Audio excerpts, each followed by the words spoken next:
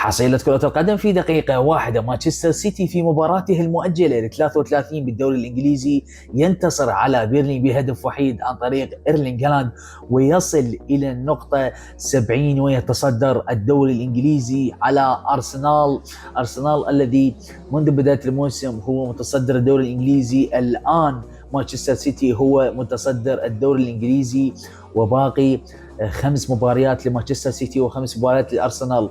من سوف يأخذ الدوري الإنجليزي؟ ذكر الصحيفة دياريو أن وكيل مورينيو عرض جوزيه على ريال مدريد مع شرط جزائي مع بنفيكا، ولكن بدون اتصالات مباشرة. في إيطاليا يريد يوفنتوس التعاقد مع حارس مرمى ليفربول أليسون بيكير هذا الموسم. اللاعب منفتح على الانتقال إلى يوفنتوس، لكن القرار متروك إلى ليفربول. واخيرا سيرجي جنابري لاعب بايرن ميونخ سوف يغيب عن كأس العالم بسبب تعرضه الى الاصابه بالتدريبات الاسبوع الماضي. اذا عجبتكم فقره الحصريه لايك ومتابعه مشاهده ممتعه.